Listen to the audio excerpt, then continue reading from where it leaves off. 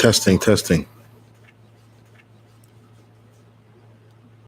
Testing, testing. Testing, testing.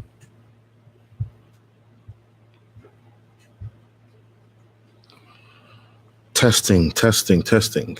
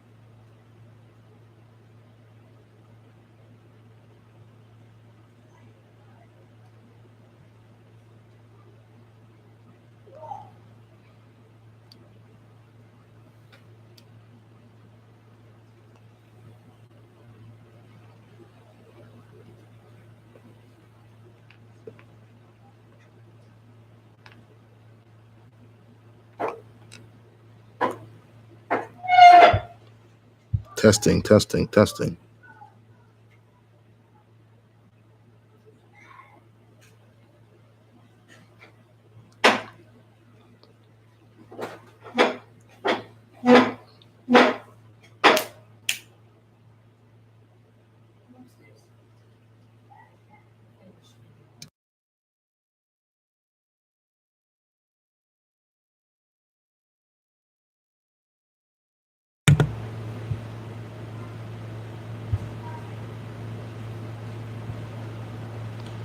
Testing, testing, testing.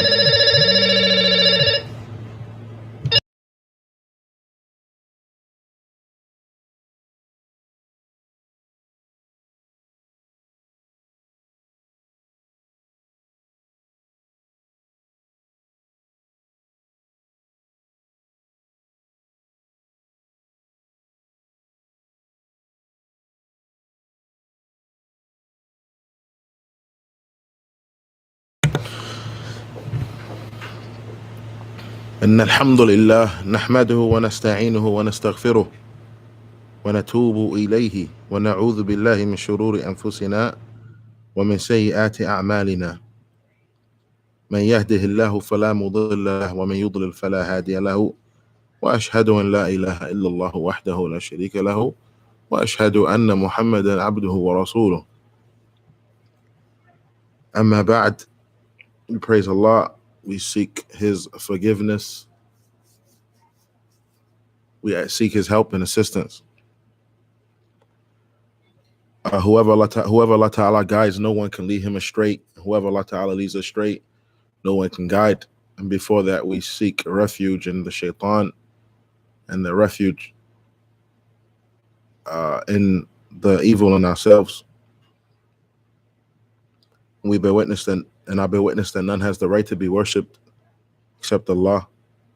None is deserving of worship except Allah. And that Muhammad ibn Abdullah ibn Abdul Muttalib is the prophet, the messenger and prophet and worship of Allah Ta'ala.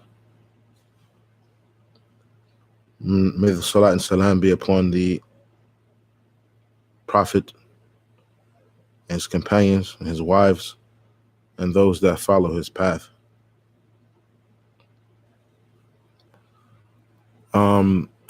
We'd like to welcome the brothers and sisters who benefit from these lessons, particularly the brothers and sisters in Atlantic City, New Jersey, and anyone who may benefit from these lessons. We ask Allah Ta'ala to purify our hearts and to allow us to benefit and act upon what we know. Ask Allah Ta'ala to increase us in knowledge, to make us sincere, muhsineen, muttaqeen, siddiqeen, righteous. So this is a class, twice weekly class, or part of an effort to do a twice weekly class, Saturdays and Sundays. Saturday, as of right now, Aqidatul Wasatiyah, and Sunday, which is today, a class in fiqh. And the book that I chose to do is called Hillul Uqda bi Sharh al-Umda. It's an explanation of Umdatul Fiqh, basics of fiqh, fundamentals of fiqh, by Ibn Qudama al-Maqdisi, rahimahullah ta'ala, the well-known Imam, Mujtahid, Shaykh al-Islam, Allama, from Damascus.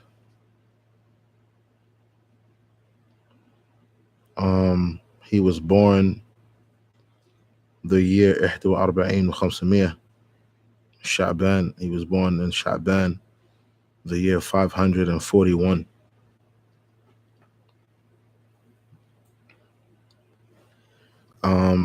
He was a well-known scholar, and I won't go into his biography, but he's a well-known scholar. He has many books in different sciences and aqidah and fiqh, and he has the books in fiqh and the Hanbali madhab in the order, like in the order that they should be studied. Beginner books, mid-level, then the level after that, then the long books. And he's a well-known scholar, and these books that he has are well-known as well. Inshallah, perhaps we might mention some of them. But anyway, the first book in that series, for lack of a better term, is this book called Umdatul Fiqh.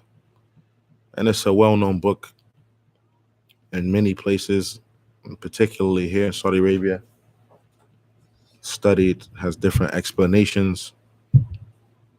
It's taught in different classes by different scholars. But before we get to the book, I just want to do a small introduction, or just explain what fiqh is.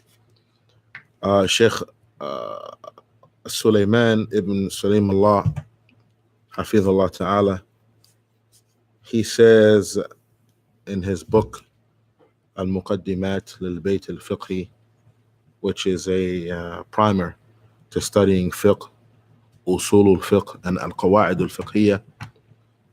He explains fiqh in the beginning of the book. He says, Al-Qadiyatu al-Ula Ta'rif al-Fiqh. The first issue that he wants to discuss in this book, in the section about fiqh, in the primer about fiqh, is the meaning of fiqh, the definition of the term or the word fiqh. And he mentions in the Arabic language that fiqh huwa al-fahm. The word fiqh means understanding, or to understand, the understanding. Taqul ifqah qawli. You say, understand my statement. Ya'ni ifham qawli. Meaning, يعني افقه يعني افهم, to understand or understand my statement. لكن بعض علمائنا زادوا على هذا المعنى قيودا فقالوا الفقه هو فهم الأشياء الدقيقة. He said, however, some of the scholars they added to this definition or this meaning, and they said, and they added a restriction, if you will. They added to the definition saying, الفقه هو فهم الأشياء الدقيقة, understanding things that are meticulous, not simply understanding things that are meticulous. The Sheikh, he says, أي التي تحتاج إلى إعمال الذهن, things that necessitate, things that you need to ponder about, right? You need to use your brain and think about it and ponder. فيقولون لا يصح أن تقول فقهت أن السماء فوقنا. They say, the scholars that add this meaning to the definition, they say it's not correct for you to say I faqihtu, using this term fiqh, I faqihtu, that the sky is above us, right? I understood, I have fiqh that the sky is above us. He said, because لأن هذا لا يحتاج إلى إعمال ذهن. This does not take any pondering. This does not take any critical thinking.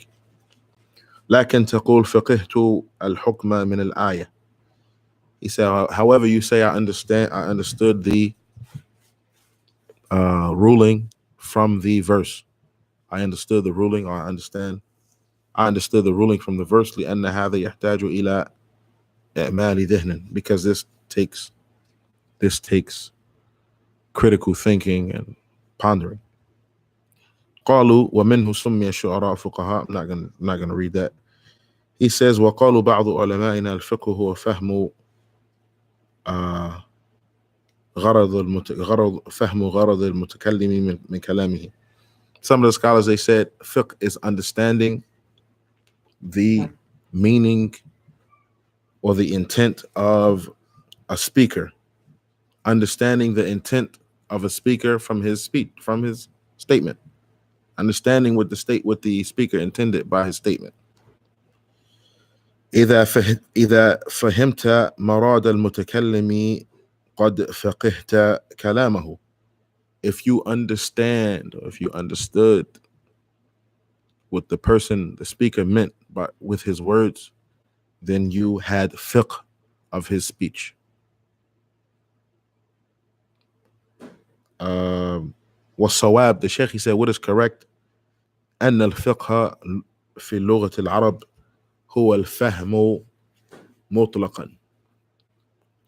The Sheikh, he said that what is correct is that fiqh is, in the Arabic language, in the language of the Arabs, the word fiqh means understanding, simply understanding, to understand something.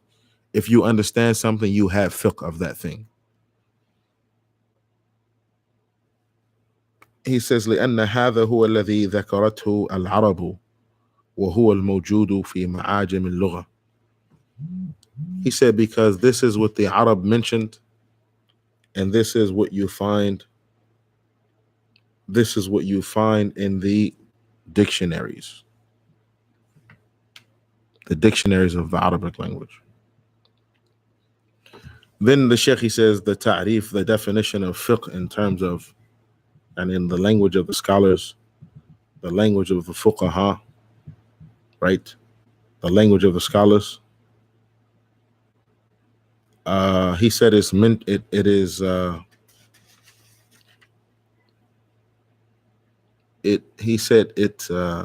includes four things.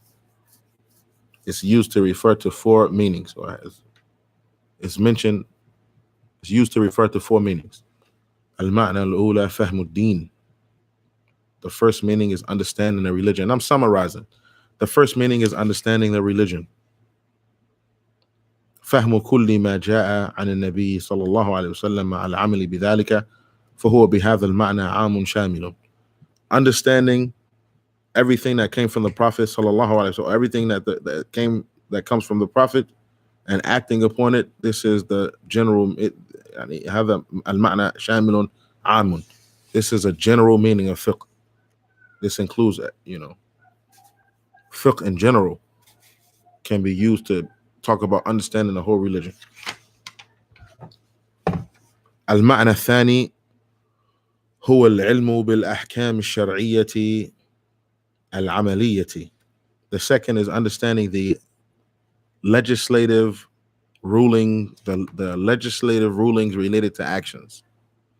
The second meaning is understanding the legislative rulings related to actions. المكتسب من أدلتها التفصيلية. Taken those rulings which are taken from their proofs. Right? Understanding rulings, Islamic rulings, legislative rulings connected to actions that are taken from those rulings which are taken from their detailed proofs. Right? Which are extracted from their detailed proofs.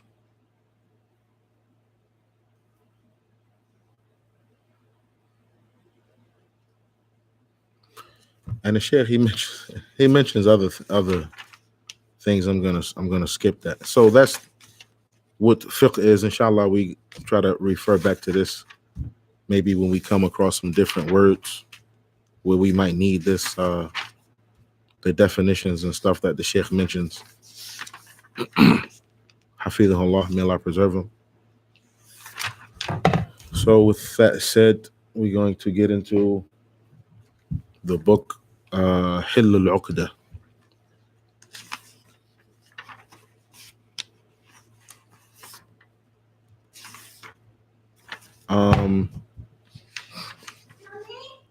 So Ibn Qudama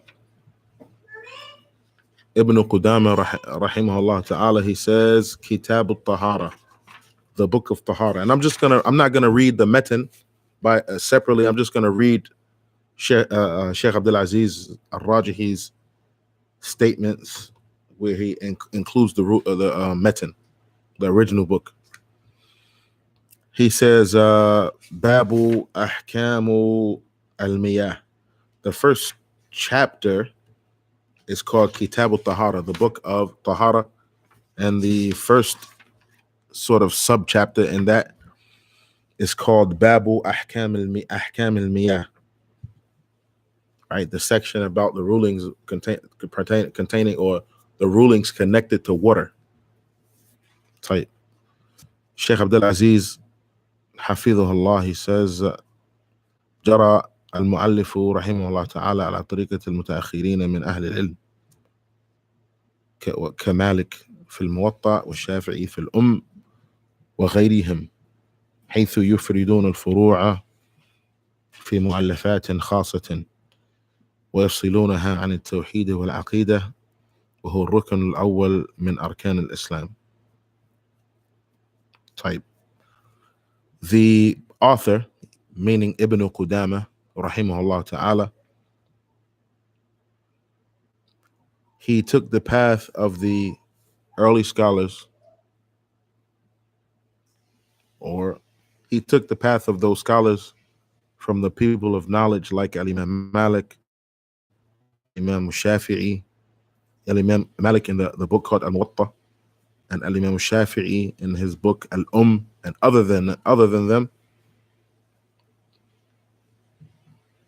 in the way that they single out the Yufridun al-Furu', they single out the branch issues, for lack of a better term, meaning that the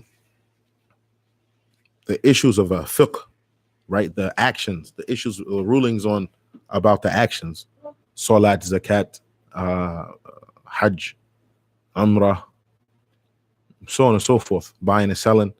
They write books where they only deal with these issues. Right? They separate them from the tawheed and the aqidah, from the Islamic monotheism and the creed, Islamic monotheism and the books of Islamic monotheism and the books of Islamic creed. They wrote books where they only talk about the actions and the rulings pertaining to actions, right? So they wrote books where they separate the tawheed from the action, the rulings on the actions from the tawheed, the aqidah, which is the first pillar of the pillars of Islam. وذلك لأن التوحيد قد أفرد بمؤلفات خاصة. He said that's because the books of the subject of tawheed, Islamic monotheism has been written about in books by itself, many books by itself, right? والمتأخرون يبدأون بالعبادات أولا. And these scholars, they wrote about worship, the ibadat, the actions of worship first. وأعظم العبادات هي الصلاة. And when they put their books together, he's talking about the author when they wrote these books, they wrote about the actions of worship, and the greatest actions of worship is prayer. The greatest action of worship is prayer. ومن شرط صحتها الطهارة. And one of the conditions, prerequisites, if you will, for the salat to be correct, right, is the tahara, purification. وَلِهَذَا يَبْدَأُونَ بِكِتَابِ الطَّهَارَةِ. And because of this, they start with the book of purification. وَلَمَّا كَانَتْ هَذِهِ الطَّهَارَةِ تَحْصُلُ بِالْمَاءِ. And when this purification occurs with water, or since this purification occurs with water, بدأ المؤلف رحمه الله تعالى بباب أحكام المياه. Since purification occurs with water, the author started with rulings pertaining to water. أما المتقدمون فكانوا يبدأون مؤلفاتهم بأصول الدين في العقيدة والتوحيد كالإمام البخاري والإمام مسلم رحمهم الله. And he said other scholars, they used to start their books with the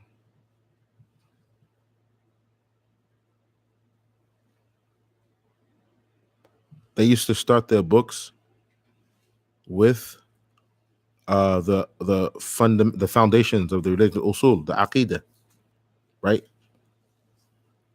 Like Al-Imam al-Bukhari and Al-Imam Muslim, may Allah have mercy on both of them.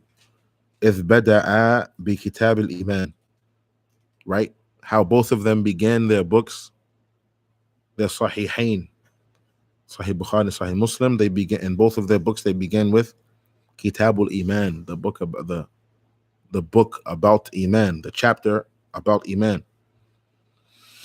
ومنهم من ضمن كتابه الكلام على التوحيد كما فعل الترمذي في جامعه. And of the other scholars, or of the scholars, are those that included Tawheed in their books, like at-Tirmidhi in his Jami', right? In his Jami' at-Tirmidhi, his book of Hadith. وَلِكُلِّ طَرِيقَةٍ مَزَايَا. And every way, every path, whether you take this way or that way, whether you do your book like Al-Imam Malik, Al-Imam Shafi'i, and the author here, Ibn Qudama, or whether you do your book like Bukhari and Muslim, or whether you do your book like At-Tirmidhi, every different way has its benefits, its distinctions, its benefits, has its distinctions. لكن اقتصار البعض على دراسة الفقه جعل عند كثير من الناس تقصيرا في معرفة التوحيد.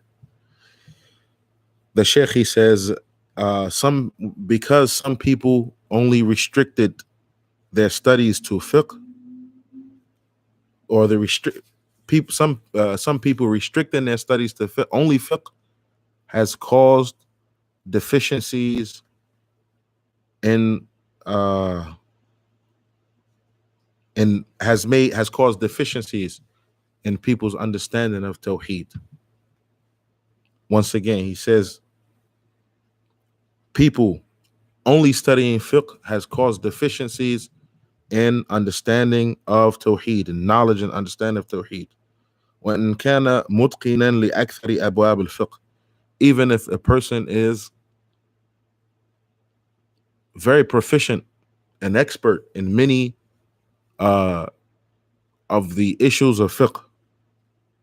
ولهذا كان الإمام شيخ محمد ابن عبد الوهاب رحمه الله تعالى يقول لهم أنا أطلب منكم أن تدرسوا التوحيد مثل ما تدرسون كتب الفقه.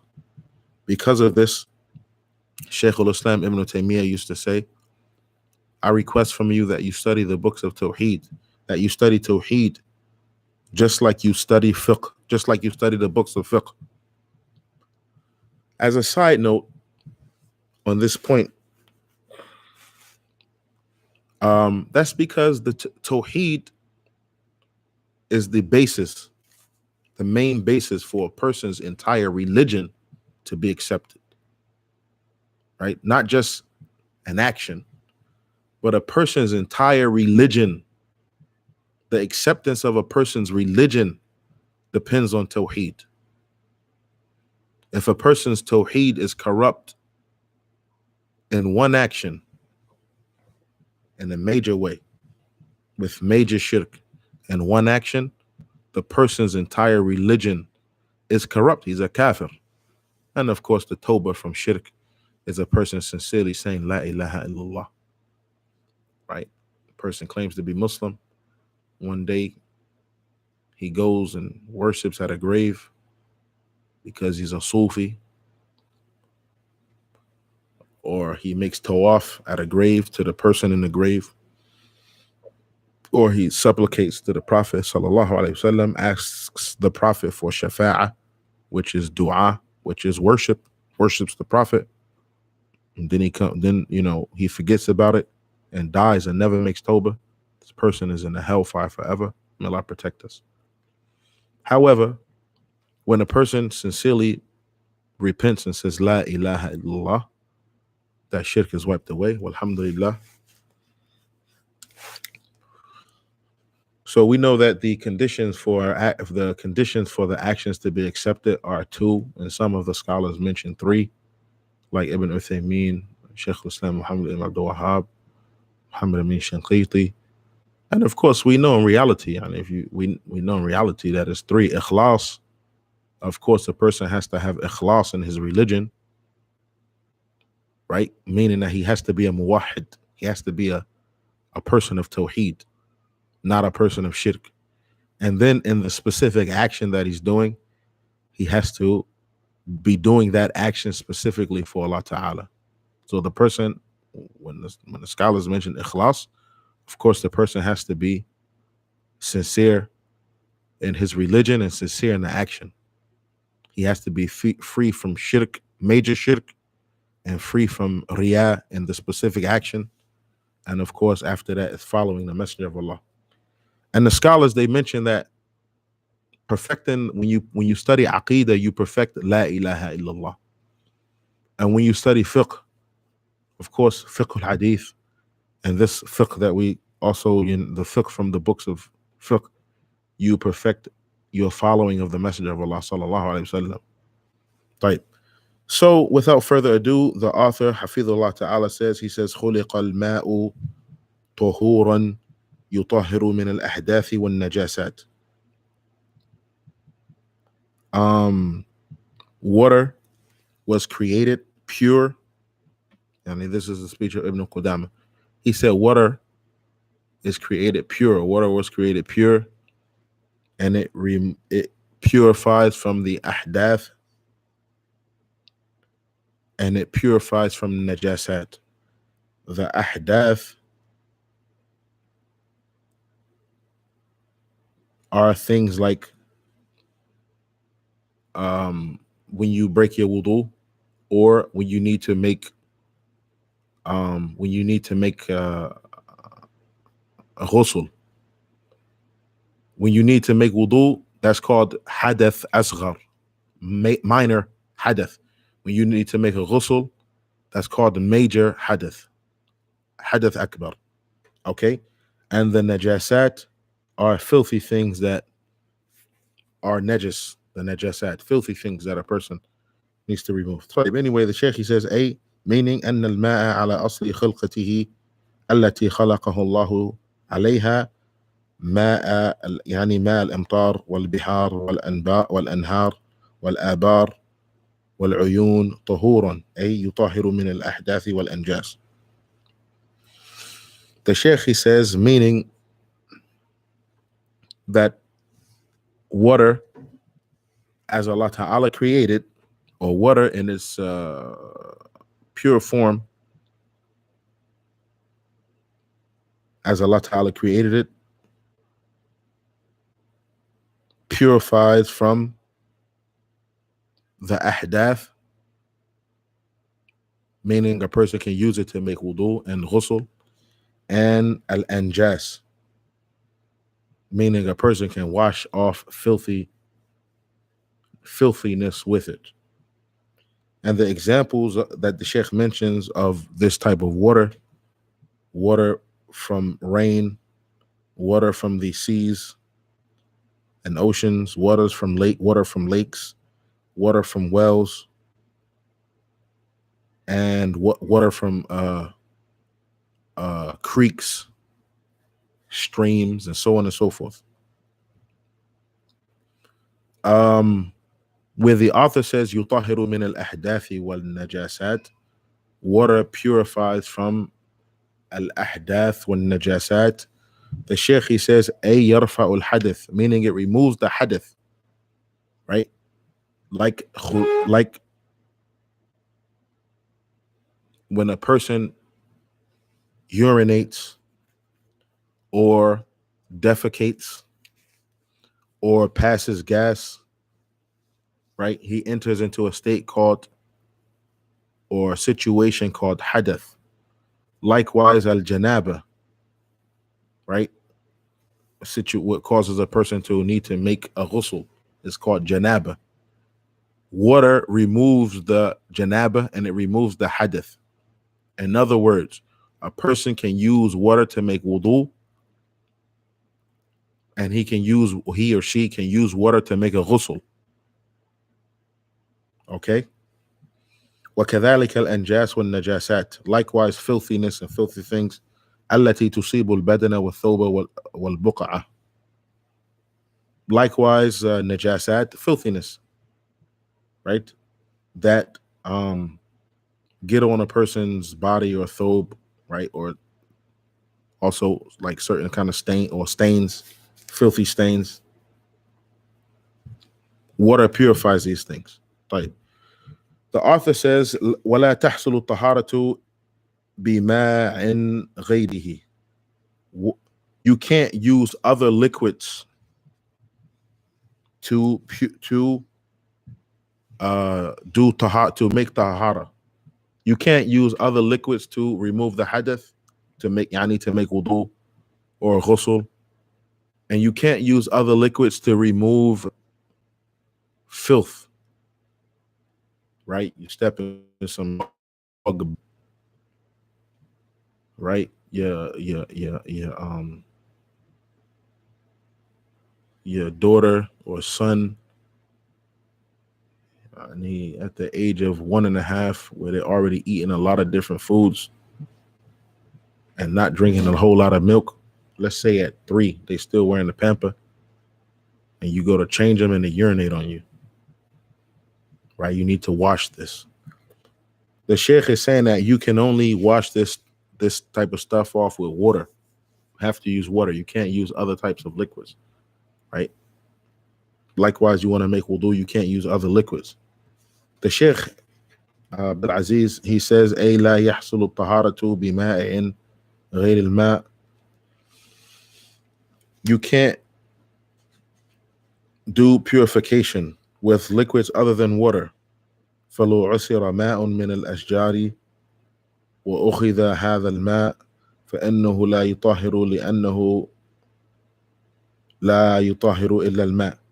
If you juice some sort of tree, right, or you do a cold press or something on a tree, you get the liquids out of a tree, you can't use this for purification, because you can only do purification with water. ومثله أيضا ماء الورود. Likewise, rose water. You can't use rose water for purification. وما أشبه ذلك من المائعات كالدهن. And other liquids like grease and oil and stuff, you can't use this stuff for purification. فكل ذلك إن كان مائعا فلا يطهر النجاسة. All of these things, although they are liquids, you can't use them for purification. They don't remove najasa. You can't use them for removing filth. إنما يطهر الماء فقط. Only water purifies. The Sheikh, he says, وهذا هو الصواب. This is what is correct. Right? This is what is correct. خلافا لمن قال من العلماء أنه يجوز التطهير بماء غير الماء كأبي حنيفة. Right? The Sheikh, he says, what is correct is you can only use water. Right? Unlike what some of the scholars say, that it's permissible to do purification with other liquids. Scholars such as Abu Hanifa rahimahullah ta'ala.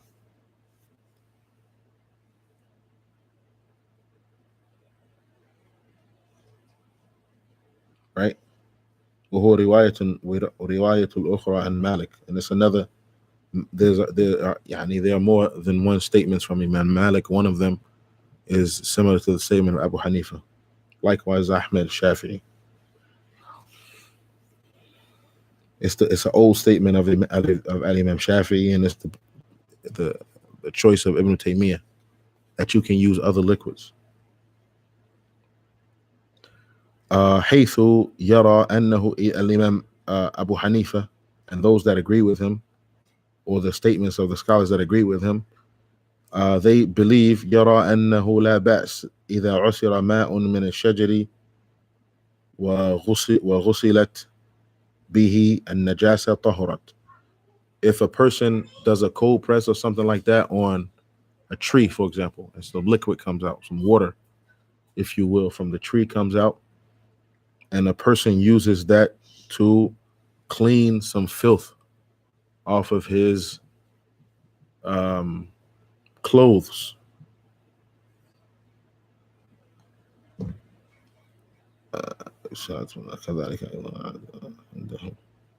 right? They believe that this is sufficient. It is sufficient. You can do it, right? Scholars like Abu Hanifa and others.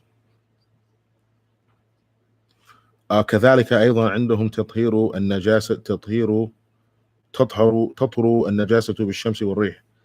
He said likewise they take the position that najasa is removed with sun, long exposure to the sun, and wind. Sheikh Abdul Aziz says وصواب ما ذكره المؤلف أن النجاسة لا يطهرها إلا الماء خاصة دون غيره من المائعات وغيرها.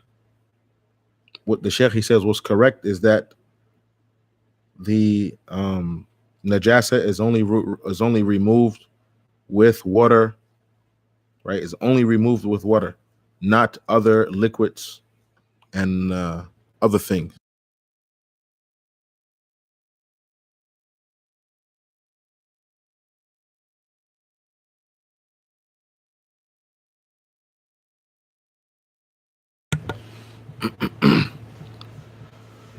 Actually, this is the position of Sheikh Abdul Aziz Hafidhahullah Ta'ala. However, the scholars differ, as the Sheikh mentioned. And what we learned from Sheikh Mahir Hafidhahullah Ta'ala is that you can use other liquids in removing najasat from your clothes, from your if you have something like on your furniture, rugs, so on and so forth. You can use other liquids other than water, because there are liquids that purify. Well, because there's a hadith where the Prophet sallallahu alaihi wasallam, two hadiths. One where the Prophet mentioned that if a person, when a person is about to walk into the masjid, that they look at the bottom of their sandals, and if they find something, then they rub the sandals together. They rub the sandals together to remove what's there. That's one hadith. Another hadith about the women when they wear their garments. So this is purification by rubbing. The first hadith, when you rub your sandals together or your shoes.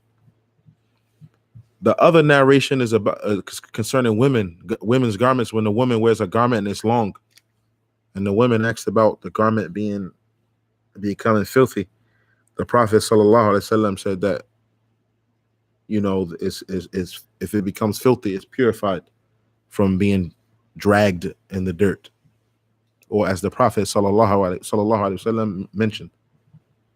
So this is the removal of najasa with other than water.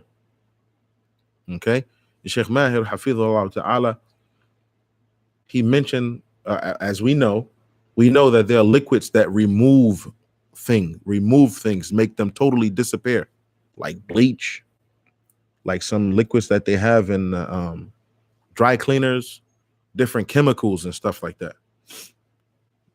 So this stuff is sufficient, inshallah, to remove najasat. Person does some dry cleaning, or he has some kind of like steam machine shampooer for a carpet or a piece of furniture or something like that. This stuff removes najasa. Allah Ta'ala knows best. We're talking about removing najasa. We're not talking about making wudu and making ghusl. That's a different issue. Tayyib. The Shaykh, he says, فإذا بلغ الماء قلتين أو كان جاريا لم ينجسه شيء إلا ما غير لونه أو طعمه أو ريحه وما سوى ذلك ينجس بمخالطة النجاسة.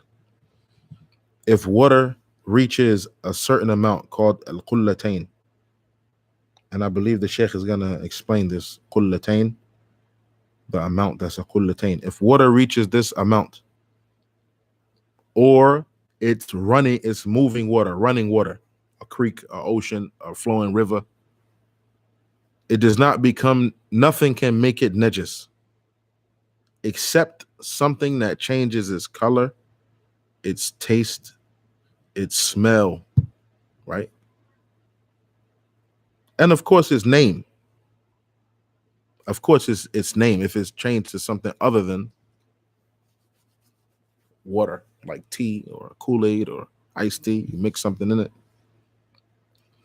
And this is, the Shaykh, he says this is because of the hadith of Abdullah bin Umar, where the Prophet sallallahu alaihi wasallam said, إذا بلغ الماء قلتين لم يحمل الخبث وفي لفظ لم ينجس. If water reaches this amount called the qullatayn, it doesn't become najis. يعني إذا لاقته النجاسة, meaning if it's mixed with najasa. فلا ينجس إذا بلغ قلتين, it does not become najis if it is قلتين. إلا إذا تغير أحد أوصافه. The Shaykh, he says, except if it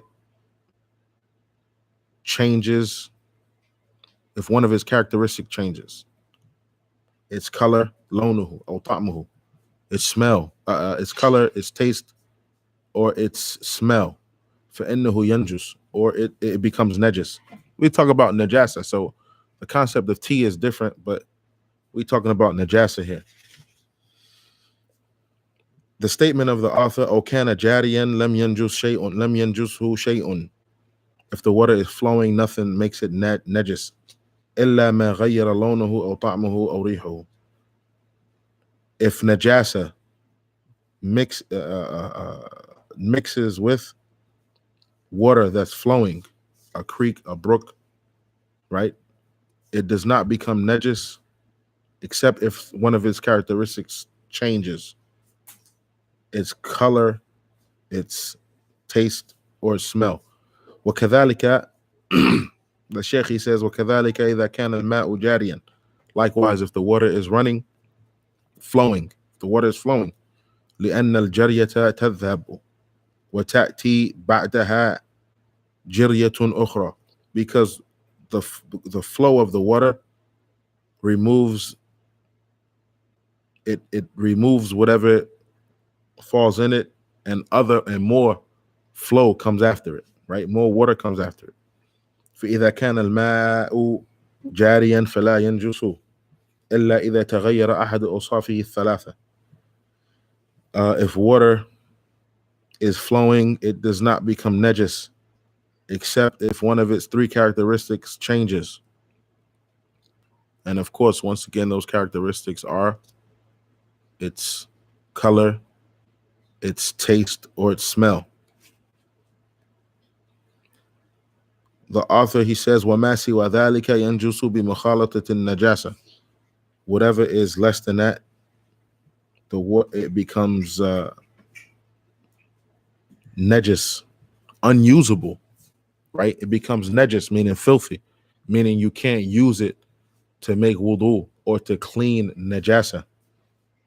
If it's less than the qullatain and it's not flowing, then it becomes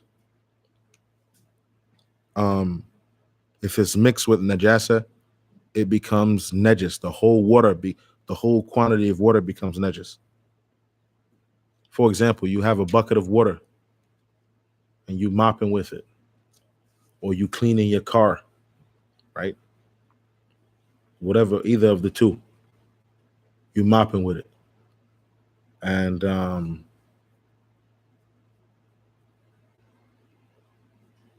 somehow some najasa gets into the water. Right? If you outside cleaning your car, then we could say maybe a bird flies by and drops,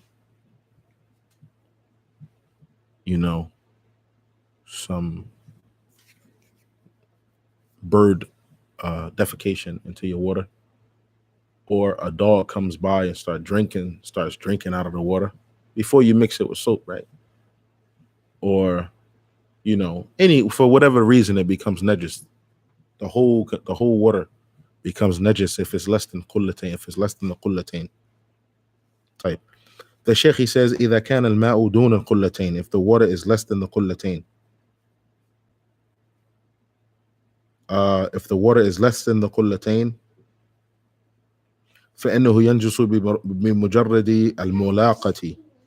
It becomes najis by simply touching some sort of najasa. ولو لم يتغير أحد أوصافه, even if its characteristics don't change. Even if its characteristics don't change. عملا بمفهوم حديث القلتين. Right? He said this is based on what's understood from the hadith about the qullatain. It's mentioned earlier. Which hadith is that? Where the Prophet sallallahu alaihi wasallam said, if the water reaches qullatain, it does not become impure. Right? Of course, this is except if that qullatain, you have a qullatain and it's mixed with najasa and it turns yellow from urine, brown from feces, right? Then of course it's najis. And this is an issue of ijma'. Type. So the Sheikh is saying the understanding of this hadith is that if the water is less than qullatain, less than that quantity, then it becomes najis by simply coming into contact with najasa. Based on the hadith of the qullatain. The Sheikh, he says, وهذا ما ذهب إليه المؤلف وكثير من الفقهاء وهو أحد القولين في المسألة. This is the statement of the author and many scholars, and it is one of the two statements in this mas'ala. القول الثاني, the second statement, أنه لا ينجس حتى لو كان دون القلتين.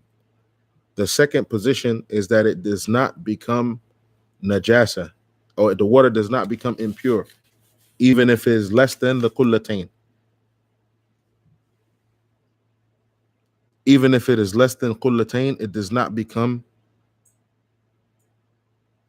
impure except by the changing of one of its characteristics, the changing of its color, taste, or smell.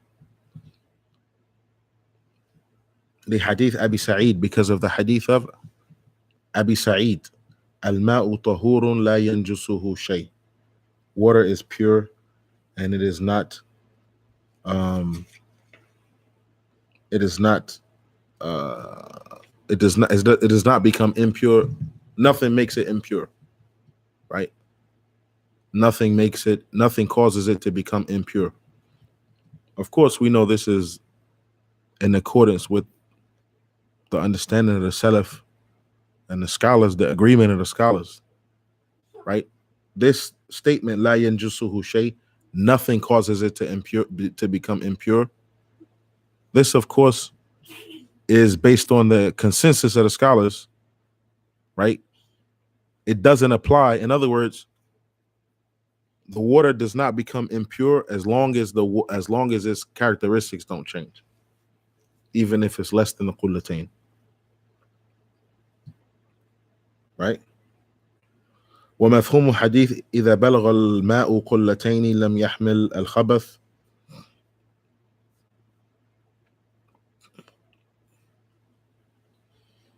The hadith of Ibn Umar, which was mentioned earlier, if water is qullatayn or more, لم يحمل الخبث, it does not become impure. The Shaykh, he says, أنه إذا كان دون القلتين فإنه يحمل الخبث. The understanding of this hadith is that if the water is less than the qullatayn, it does not become impure. It becomes impure. If the water is less than the qullatayn, it becomes impure by simply coming into contact with najasa. The Sheikh, he says, but this understanding is cancelled. يعني لكن هذا المفهوم ألغاه منطوق حديث أبي سعيد. This understanding is negated by the statement of the hadith of Abi Sa'id, Al-ma'u tahurun la yunajjisuhu shay.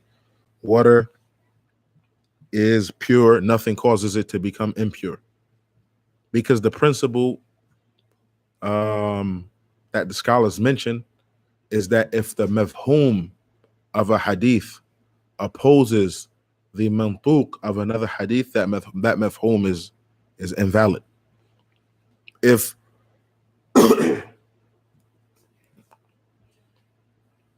the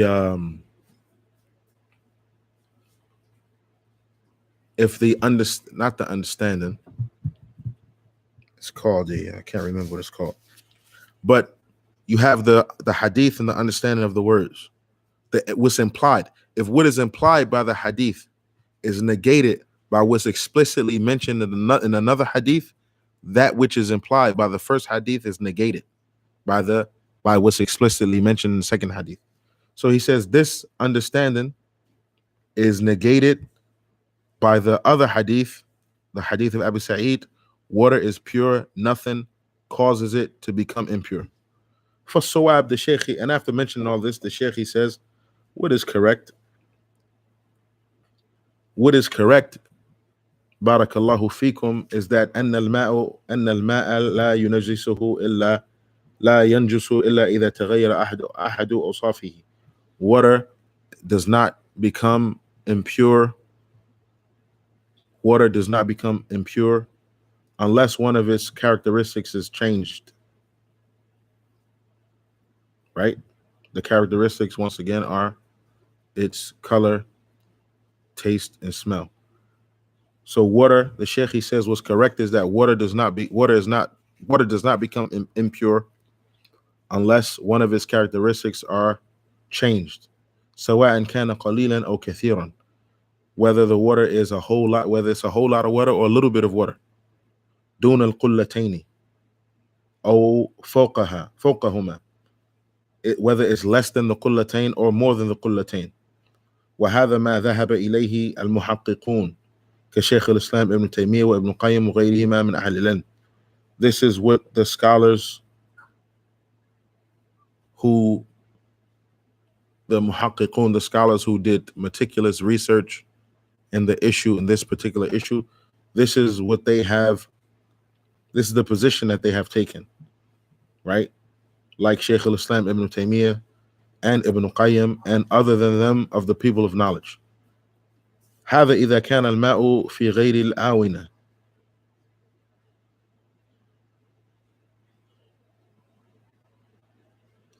The Shaykh, he says, all of this is concerning water that is not in a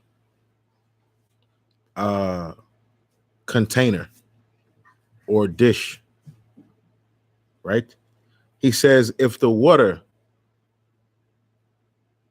is if it's a little bit of water in some kind of container, and some najasa touches that water should be poured out. That water should be poured out, right?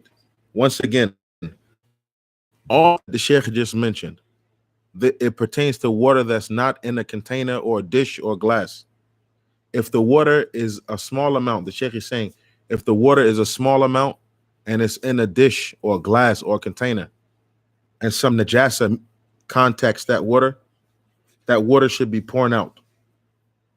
He says this is based on what is mentioned لما ورد في بعض أحاديث ولوغ الكلب بلفظ فليرقه.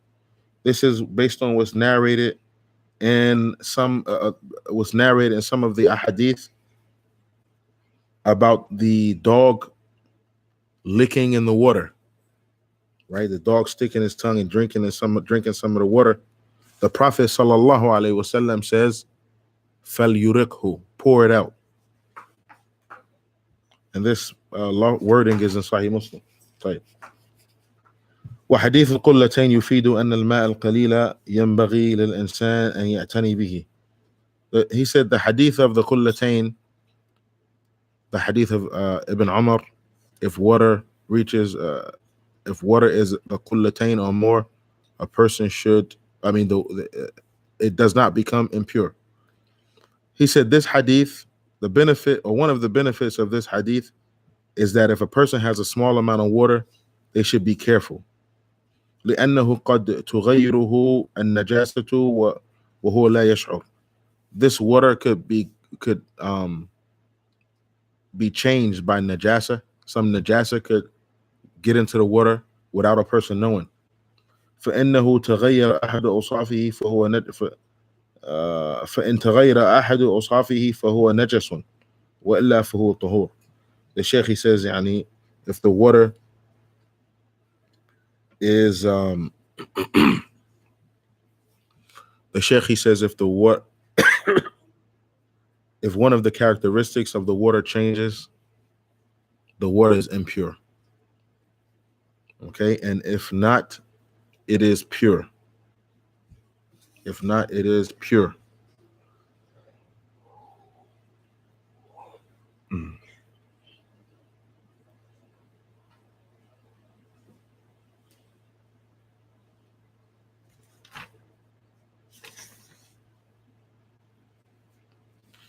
طيب, I think we'll end here, inshallah ta'ala. We ask Allah ta'ala to make these lessons a benefit, make us sincere, to help us, aid us, give us firmness, make us and our families and our children righteous, give us ease in this life and the next, protect us from the fitan, ما ظهر منها وما بطن, what is apparent and what is hidden. We ask Allah ta'ala to protect us from shirk and kufr, from polytheism, disbelief, from nifaq, hypocrisy, from bid'ah, innovation, and the people, all of these different, all of these things, the people of these things. We ask Allah ta'ala to protect us from shirk and the people of shirk, kufr and the people of kufr, nifaq and the people of nifaq, innovation and the people of innovation. We ask Allah Ta'ala to guide us and our families and our children, rectify our affairs. We ask Allah Ta'ala to protect us from the hellfire, protect us from the punishment of the grave, protect us from the fitna of this life, of life and death, and the fitna of the Masih ad-Dajjal. We ask Allah Ta'ala to give us firmness and to increase us in knowledge, give us success in actions. Walhamdulillahi Rabbil Alameen wa sallallahu wa sallam wa barak ala nabiyyina Muhammad.